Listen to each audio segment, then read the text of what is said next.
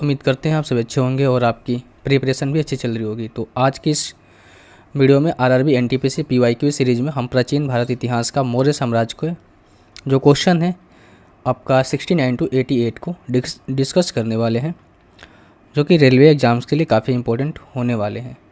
आइए हम स्टार्ट करते हैं वीडियो को। साथ ही में आप भी एमसीक्यू लगाते चलिएगा ताकि आपको ये पता लगे कि आपने कितने क्वेश्चन सही किए और कितने रॉन्ग किए हैं। पहला क्वेश्चन ये कहा गया है कि कौशल, आज्ञा, काशी और वज्जी सभी थे। आपको बताना है कि कौशल क्या था।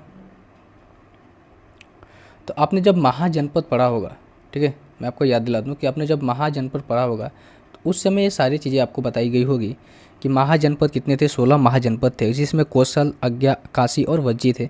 ये सभी क्या थी? 16 महाजनपद का भाग था। क्या था? 16 महाजनपद का भाग था, ठीक है, 16 महाजनपद का भाग था। ऑप्शन नंबर बी जो है इस क्वेश्चन का सही आंसर हो जाएगा। इसके अलावा मगध, वज्जी, मल्ल, चेदी, वत्स, कुरु, पंचाल, सुरसेन, अवंती, गंधार, कंबोज, ये सब भी थे। क्या? ये सब भी थे आपका महाजनपद के पार्ट थे, जो कि 16 महाजनपद हुए। जब लेटर वैदिक पीरियड आया उसके बाद धीरे धीरे जो प्राचीन जो गांव की व्यवस्था थी वैदिक सभ्यता में, वो चेंज होकर आ गई। किसमें? धीरे धीरे शहरीकरण इसका होने लगा, महाजनपद बनने लगे जनपद से। तो उसमें आपने इस चीज़ को पढ़ी होगी।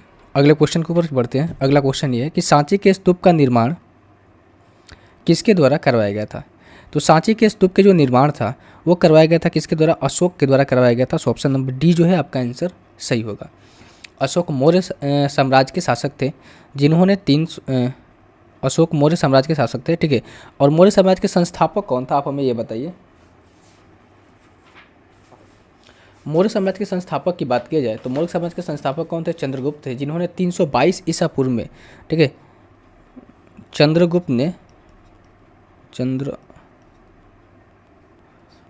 322 ईसा पूर्व मौर्य साम्राज्य की नींव रखी। और वो एक शासन कब तक करते हैं? 298 तक करते हैं। इसके बाद आते हैं अशोक। अशोक के द्वारा शासन किया गया कब? 298 से लेकर 273 तक। ये बीसी है, ठीक है। और सबसे प्रोमिनेंट लीडर जो थे माने गए मौर्य साम्राज्य का, वो कौन थे? अशोक थे, जिन्होंने काफ़ी ज़्यादा जो मौर्य साम्राज्य है उसको फैलाया, जिनमें कलिंग युद्ध का भी वर्णन है, जहाँ पर बहुत सारी हत्याएं हुई। और वहाँ से इन्होंने क्या किया कि बौद्ध धर्म को अपनाया। और अगर हम बात करें यहाँ से कुछ अशोक के नाम के, जो आपसे पूछ लेता है, मस्की अभिलेख में अशोक का नाम क्या है? मस्की अभिलेख में अशोक को अशोक मौर्य के नाम से जाना गया है। इसमें अशोक को अशोक मौर्य के नाम से जाना गया है। पुराण में क्या कहा गया है अशोक को? पुराण में अशोक को कहा गया है अशोक वर्धन।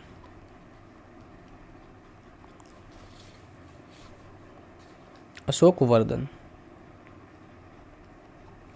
इसके अलावा थोड़ा सा एक ब्राही लिपि जो है, इसमें प्रियदर्शी नाम से इनको जाना गया है। ब्राही लिपि में प्रियदर्शी नाम से इनको जाना गया है।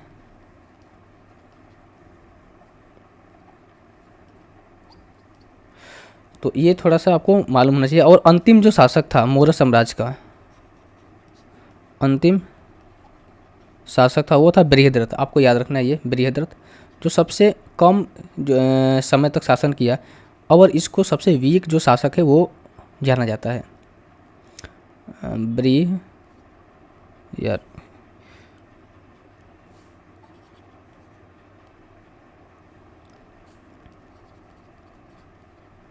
बृहद्रथ।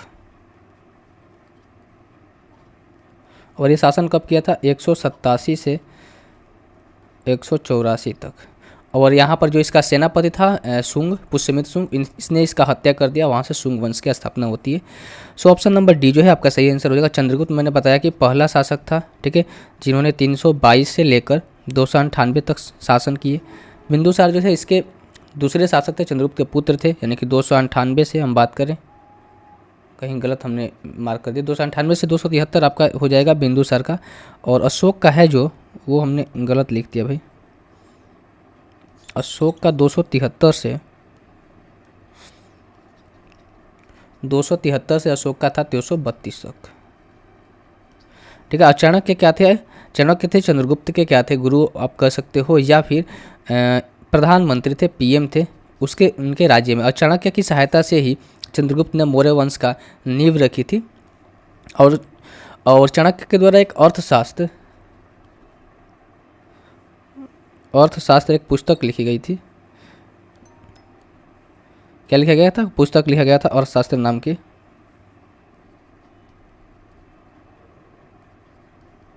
शास्त्र एक पुस्तक लिखी गई जिसमें मौर्य वंश की प्रशासनिक, सामाजिक और अर्थव्यवस्था के बारे में थोड़ा बहुत चर्चा किया गया। हालांकि वहाँ पर प्रशासनिक व्यवस्था के बारे में ज़्यादा चर्चा की गई कि शासन व्यवस्था कैसे चला जाता है अर्थशास्त्र बुक में। और एक किसके द्वारा लिखी गई? चाणक्य के द्वारा। इनको कौटिल्य के नाम से भी जाना जाता है या विष्णुगुप्त के नाम से भी जाना जाता है। अगला क्वेश्चन है, भारत में अशोक के शिलालेखों का सबसे पहला गूढ़ अभिलेख किस लिपि में लिखा गया? ब्राह्मी लिपि हो जाएगा आपका सही जवाब, ऑप्शन नंबर डी। ठीक है, ऑप्शन नंबर डी जो है आपका सही आंसर हो जाएगा। अगला क्वेश्चन की ओर बढ़ते हैं। अगला क्वेश्चन है, ने खाली स्थान ने ब्राह्मी और खरोष्टी लिपियों को समझ लिया जो पहले के शिलालेखों के लिए उपयोग की जाती थी। तो वो कौन से व्यक्ति थे जिन्होंने ब्राह्मी और खरोष्टी लिपि को समझा जो कि पहले में शिलालेखों पर लिखने के लिए उपयोग की जाती थी? सही आंसर हो जाएगा आपका James Prinsep, option number A जो है इस क्वेश्चन का सही आंसर होगा। और उन्होंने सबसे पहले कब किया था? 1838 में इस लिपि को और खरोष्टी लिपि को समझा था। अगला क्वेश्चन, खाली स्थान। भगवान बुद्ध को सम्मानित करने के लिए मध्य प्रदेश के सम्राट अशोक द्वारा निर्मित बौद्ध स्मारक क्या था? ऑप्शन आपके सामने है। ठीक है, तो राइट आंसर हो जाएगा सांची का स्तूप, ऑप्शन नंबर ए जो है। और इसको बनवाया गया था अशोक के द्वारा कब? 249 BCE में। ठीक है, 249 BCE में।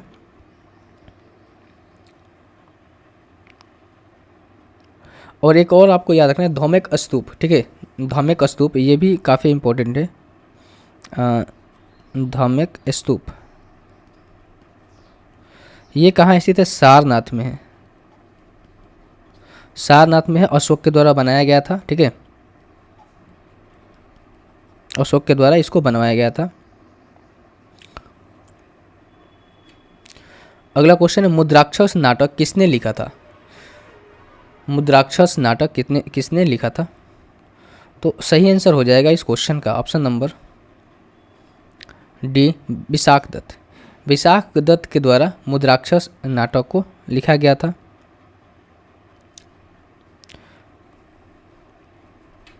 अगला क्वेश्चन है, चंद्रगुप्त मौर्य के गुरु कौन थे? चंद्रगुप्त मौर्य के गुरु कौन थे? तो मैंने अभी स्टार्टिंग क्वेश्चन में डिस्कस किया। चंद्रगुप्त मौर्य के गुरु कौन थे? विष्णुगुप्त थे, जिन्हें कौटिल्य या फिर चाणक्य के नाम से जाना जाता है।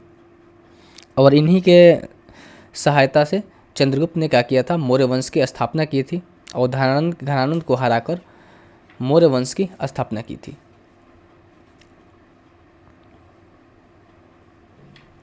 अगला क्वेश्चन है, स्तूप क्यों बनाए गए थे?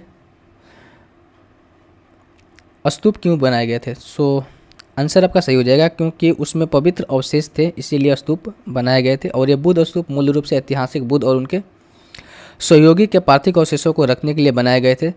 अगर हम बात करें इसमें तो 6 सर्वश्रेष्ठ बुद्ध स्तूप थे, जिसमें यानी कि 6 कौन कौन थे? 6 थे आपका बौद्ध स्तूप। एक पहला था महाबोधि। ऐसे बनाने के तो बहुत सारे बनाए गए थे, लेकिन 6 ज़्यादा इंपॉर्टेंट है क्योंकि वो महत्वपूर्ण थे। महाबोधि स्तूप था जो कि बोध गया में स्थित है। सांची स्तूप था, सांची स्तूप जो कि मध्य प्रदेश में है, MP में है। बोध गया में है। ठीक है, एक है आपका शांति स्तूप, ये आपका कहाँ पर है भाई? लेह में है। शांति स्तूप के बाद एक आया धमक स्तूप, जिसका मैंने वर्णन किया अभी, कहाँ है आपका? सारनाथ में। धमक स्तूप सारनाथ में। और अगला है आपका केसरिया स्तूप।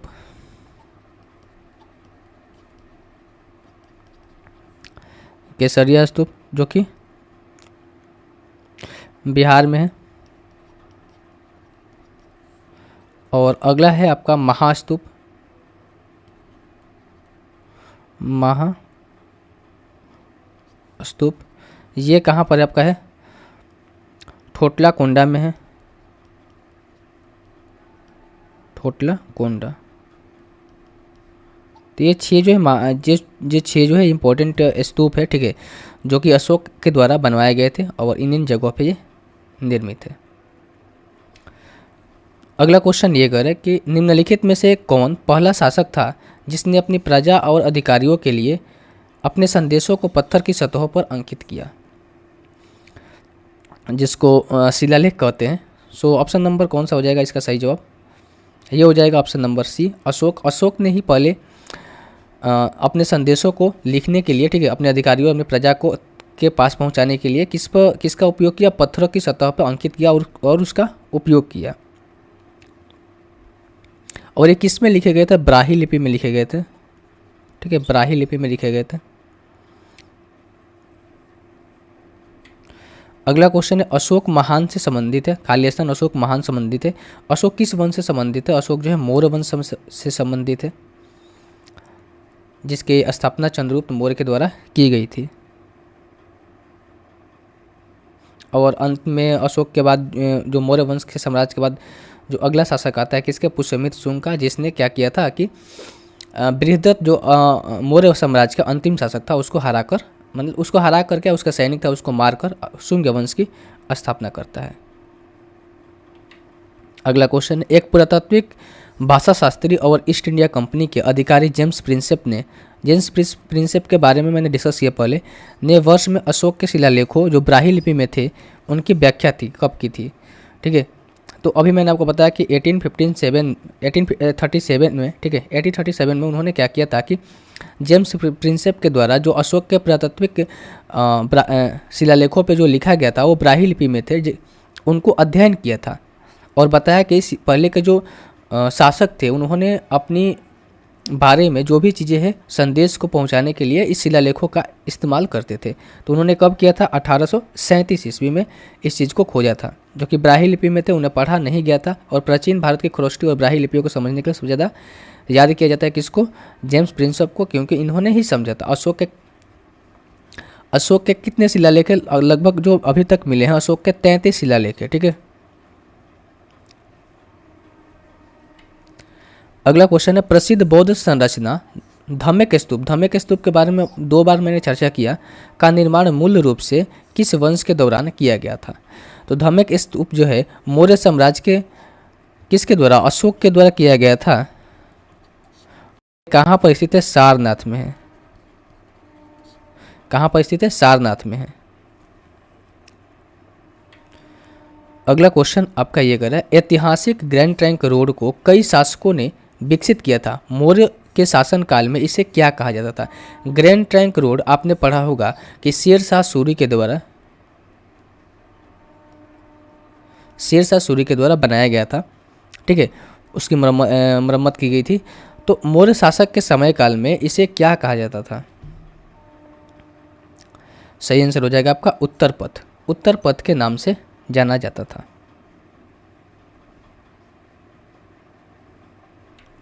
अगला क्वेश्चन है अशोक यकीनन प्रारंभिक भारत का सबसे प्रसिद्ध शासक कलिंग पर विजय प्राप्त की, वह किसके पोते थे? अशोक जो है किसके पोते थे? तो आपको याद रखना कि चंद्रगुप्त ने मौर्य वंश की नींव रखी। इसके बाद आए कौन? बिंदुसार। इसके बाद आए थे आपका अशोक। यही था कालक्रम तो यही था। तो आप बताओ कि ये किसके पोते हुए? अशोक जो है किसके पोते हुए?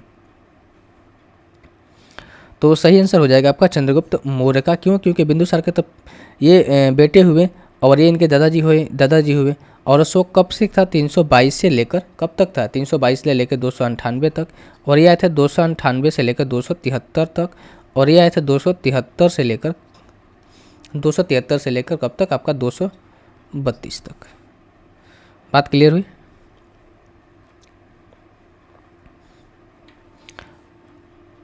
और एक चीज़ और आपको याद होना चाहिए कि अशोक को मैंने बताया ना, अशोक को प्रियदर्शी देवनम प्रियदर्शी के नाम से भी जाना जाता है। देवनम प्रियदर्शी, देवनम प्रिय कहो या फिर प्रियदर्शी बोलो, बात एक ही। तो इनको इस नाम से भी जाना जाता है, ये कई बार पूछ देता है तो आपको याद रखना है, जिसका अर्थ होता है देवताओं को प्रिय। तो मौर्य प्रशासन में विभिन्न विभागों में अधीक्षकों के रूप में अध्यक्षों का उल्लेख किसने किया? तो राइट आंसर हो जाएगा इस क्वेश्चन का ऑप्शन नंबर बी, कौटिल्य के द्वारा। और कौटिल्य के द्वारा ही एक पुस्तक लिखी गई थी अर्थशास्त्र, जिसमें प्रशासनिक यानी कि जो एडमिनिस्ट्रेटर पॉलिसी है मौर्य साम्राज्य की, वो इसमें बताया गया था। ठीक है, मेगास्थनीज क्या था? चंद्रगुप्त के में दरबारी था। ठीक है, और इसने पुस्तक एक लिखी थी इंडिका में भी यही चीज़ बताया गया है, प्रशासनिक व्यवस्था, राजनीतिक और सामाजिक व्यवस्था के बारे में चर्चा की गई थी। और मेगास्थनीज सेकुलस निकेटर का एम्बेसडर था, और सेकुलस निकेटर ने मेगास्थनीज को किसके? चंद्रगुप्त के मौर्य के दरबार में भेजा था। ठीक है, अगला क्वेश्चन है, अशोक के किस शिलालेखों में कलिंग अशोक की विजय का उल्लेख किया गया है? तो राइट आंसर आपका ये हो जाएगा ऑप्शन नंबर ए, 13वें शिलालेख में, अशोक के 13वें शिलालेख में कलिंग के विजय की बारे में उल्लेख की गई है। और कलिंग विजय के बाद ही अशोक ने धम्म की पॉलिसी अपनाई, जहां पर ये बोला गया कि इन्होंने शस्त्र त्याग करके बौद्ध धर्म के प्रसार में लग गए।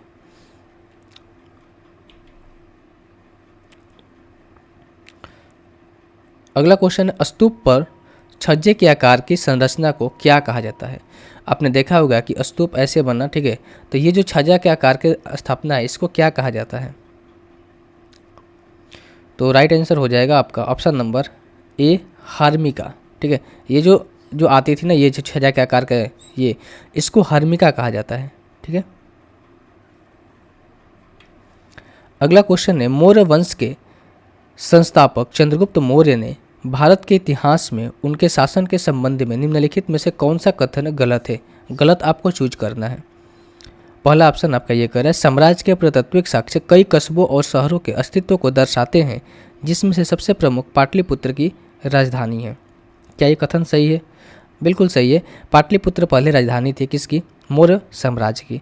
बैरम खां उनका सबसे अच्छा सहयोगी, सलाहकार और मार्गदर्शक था। बैरम खां कहाँ से आ गया भाई प्राचीन इतिहास में? ये तो नहीं आया। बैरम खां तो आपका मेडिवल हिस्ट्री में है इसका चर्चा। चंद्रगुप्त मौर्य को पहले लगभग अखिल भारतीय साम्राज्य की स्थापना का श्रेय दिया जाता है। बिल्कुल, क्योंकि चंद्रगुप्त मौर्य ने क्या किया था? पावर को सेंट्रलाइज कर दिया था। ठीक है, वह सिकंदर से मिला और उसकी सेना में सेवा की ताकि मैसेडोनिया के युद्ध के तरीके को सीख सके। ये भी बिल्कुल सही है। डी भी सही है, सी भी सही है, ए भी सही है, लेकिन बी ऑप्शन जो है ये गलत है और हमसे गलत ही पूछा गया। सो ऑप्शन नंबर बी जो है आपका आंसर होगा।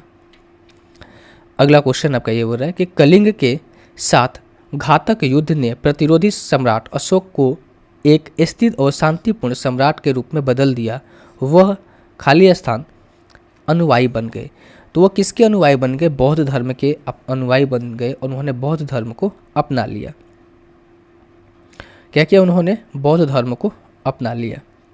और कलिंग युद्ध कब हुआ था? ये आपको याद होना चाहिए। कलिंग युद्ध जो हुआ था 261 BCE में, जिसमें बहुत सारे मौतें हुई और इस चीज़ से प्रभावित होकर, ठीक है, अशोक के जो दिल था उसको काफ़ी दुख हुआ कि इतनी सारी मौत यहाँ पर हो गई।